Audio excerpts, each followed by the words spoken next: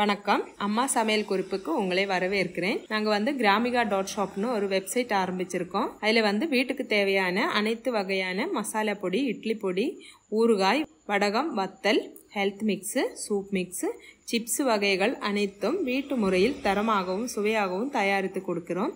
தேவைப்படுறவங்க வெப்சைட் மூலமாகவும் வாட்ஸ்அப் மூலமாகவும் ஆர்டர் பண்ணி வாங்கிக்கலாம்.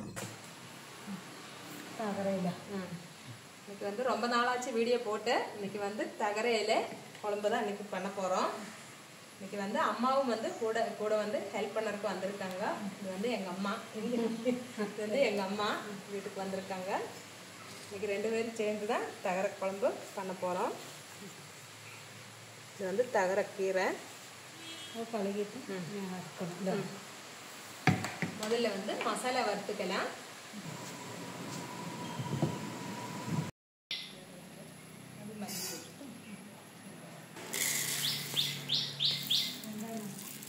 இல்லை ஆദ്യം சும்மா வறுத்துட்டு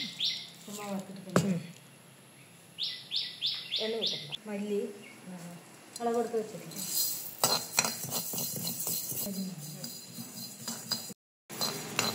நல்லா வறுத்தோம்னா குழம்பு நல்லா இருக்குது. மிளகாய் போட்டுருவான். இதை எடுத்துட்டு இது ஓட்டலாமா? சின்ன சட்டிலே இதிலே ஓட்டலாம். காஞ்ச மிளகா, மல்லி, மிளகாவும் நல்லாவே ரோஸ்ட் ஆயிடுச்சு. இது கொஞ்சமாக எண்ணெய் ஊற்றிக்கலாம். கொஞ்சமாக வெந்தயம்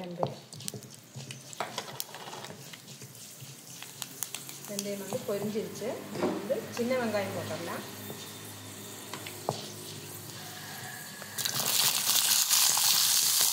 வெங்காயம் வதங்கட்டும். நம்ம புளியை ஊற வச்சிடலாம்.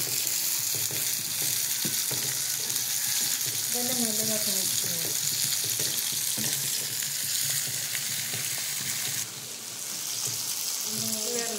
ஜீரகம்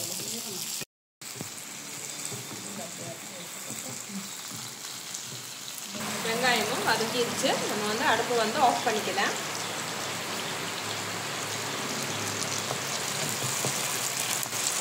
சூட்டோடையாக பொடிச்சு வச்சுக்கலாம். இல்லை சூடாக இருக்குன்னா பொடியாது. அதனால் பொடிச்சு வச்சுட்டு வெங்காயம் கரைச்சி சூடானதுக்கப்புறம் இது போட்டு பொடிச்சிடணும். அரைச்சிக்கலாம். மஞ்சள் பொடி போட்டு பொடிச்சு எடுத்துகிட்டு வந்துடலாம். மல்லி மிளகாவும் பொடிச்சு எடுத்துகிட்டு வந்தாச்சு.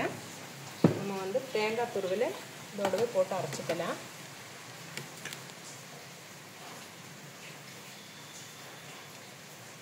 கொஞ்சமாக தண்ணி,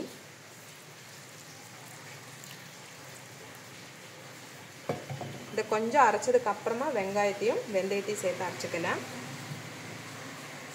ஊற வச்சிருந்த புளியை நாம் அரைச்சிக்கலாம்.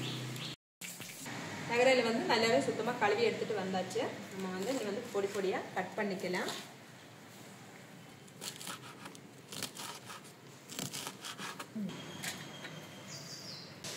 குழம்புக்கு மசாலா அரைச்சாச்சு. நம்ம குழம்பு தாளிச்சுக்கலாம்.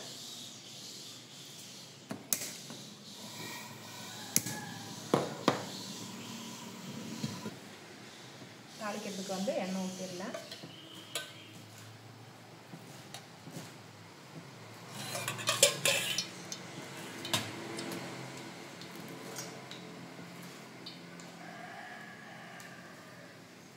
அரை டீஸ்பூன் அளவுக்கு வெந்தயம்,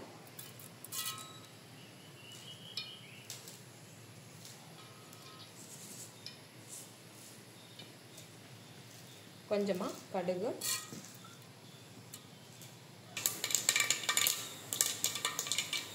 கடுகு பொரிஞ்சிருச்சு. நம்ம கட் பண்ணி வச்சுருக்கிற இந்த சின்ன வெங்காயத்தை போட்டுடலாம்.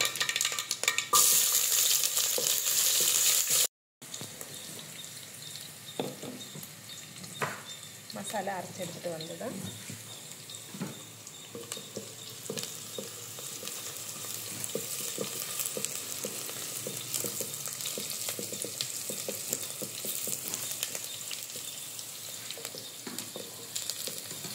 வெங்காயம் பொன்னிறமாக வதங்கிடுச்சு. நம்ம மசாலா அரைச்ச இந்த விழுதை இப்படி ஊற்றிடலாம்.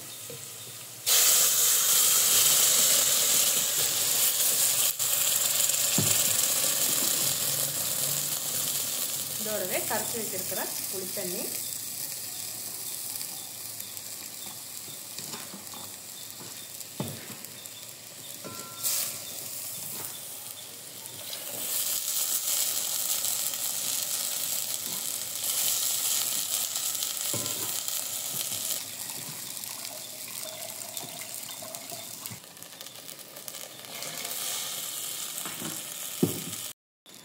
குழம்புக்கு தேவையான அளவு தண்ணி ஊற்றிடலாம்.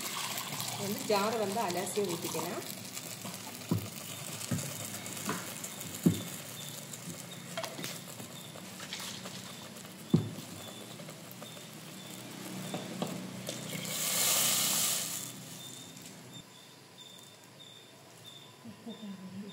தேவையான அளவு உப்பு,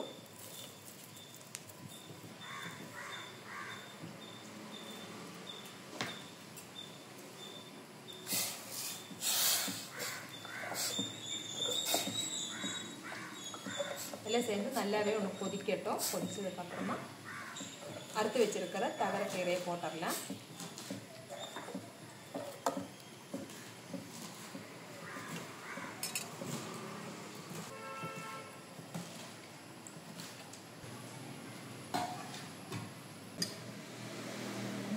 குழம்பு வந்து நல்லாவே கொதிச்சு கொஞ்சம் சுண்டட்டும்.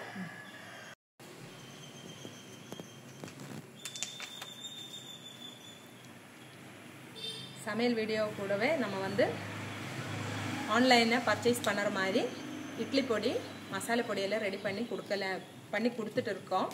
இப்போ வந்து இட்லி பொடி மட்டும் நம்ம ரெடி பண்ணி 2 டைப் பொடி ரெடி பண்ணி வச்சுருக்கோம். கருவேப்பிலை பொடி, சாதா இட்லி பொடி. இது வந்து சாதா இட்லி பொடி. இதே மாதிரி கருவேப்பிலை பொடி ரெடி பண்ணி வச்சுருக்கு. நான் அது பேக்கிங் ஆகலைன்னா பேக்கிங் ஆன உடனே வெப்சைட்டும் வந்து ரெடி ஆயிடுச்சு. உங்களுக்கு தேவையாக இருந்ததுன்னா வெப்சைட் வழியாகவும் வாட்ஸ்அப் வழியாகவும் உங்களுக்கு கொரியர் மூலமாக அனுப்பி தந்துடுவோம். வாட்ஸ்அப்புக்கு இல்லைன்னா. குழம்பு வந்து கொதிக்கிறக்கு ஆரம்பிச்சிருச்சு. நல்லாவே கொதித்து கொஞ்சம் சுண்டி வரட்டும். ஹோம்மேடாகவே இட்லி பொடி வந்து வெரைட்டியான ஒரு 5 வெரைட்டியில் இட்லி பொடி ரெடி பண்ணி கொடுக்கலான்னு இருக்கோம். இப்போ வந்து ஒரே ஒரு இட்லி பொடி தான் நான் இங்கே பக்கத்தில் வந்து ஒரு 10-20 கடையில் கொடுத்துட்ருக்கோம். நல்லாவே போயிட்டு இருக்குது. இது வந்து உங்களுக்கு தேவையாக இருந்ததுன்னா ஆன்லைனாகவே வெப்சைட்டும் ரெடி ஆயிடுச்சு. ஆன்லைனாக உங்களுக்கு பர்ச்சேஸ் பண்ணிக்கலாம். சாதா இட்லி பொடி. இதில் வந்து அரிசி, பருப்பு இதெல்லாம் தான் போட்டிருக்கோம். இனி தனியாக ஒரு பருப்பு பொடி ஒன்று இருக்குது. அதே மாதிரியே கருவேப்பிலை பொடி, சுண்டக்காய் பொடி, பூண்டு பொடி, இந்த மாதிரி 5 விதமான பொடி தான் ரெடி பண்ணறதுக்கு நினச்சிட்ருக்கேன். இதில் வந்து இப்போ 2 பொடி ரெடி ஆயிடுச்சு. உங்களுக்கு தேவையாக இருந்ததுன்னா வெப்சைட் முகாந்திரமாக வாங்கிக்கலாம். குழம்பு வந்து நல்லாவே கொதித்து கொஞ்சம் சுண்டி வந்துருச்சு. ரொம்ப சுண்ட தேவையில்லை. நம்ம வந்து இந்த அறுத்து வச்சுருக்கிற தகரக்கீரையை சேர்த்துடலாம். இந்த தகரக்கீரை வந்து இந்த ஆடி மாதம் சாப்பிட்றது ரொம்பவே நல்லது உடம்புக்கு.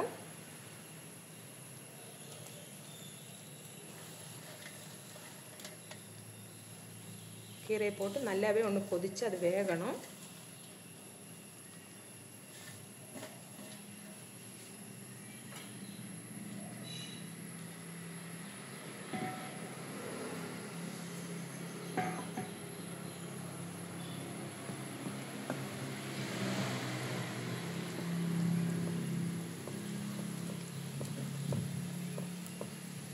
கொதித்து வேகட்டும். கீரையாக இருக்கிறதுனால நம்ம மூடி வச்சு வேக வைக்க தேவையில்லை.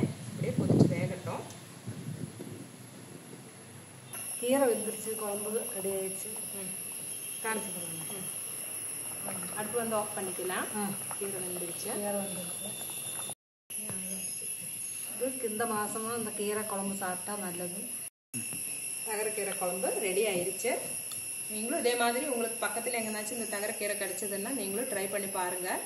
உங்களுக்கு இது உடம்புக்கு ரொம்பவே பெனிஃபிட்டாக இருக்கும். ரொம்ப நல்லது. அதுவும் இந்த ஆடி மாதம் சாப்பிட்றது ரொம்பவே நல்லது.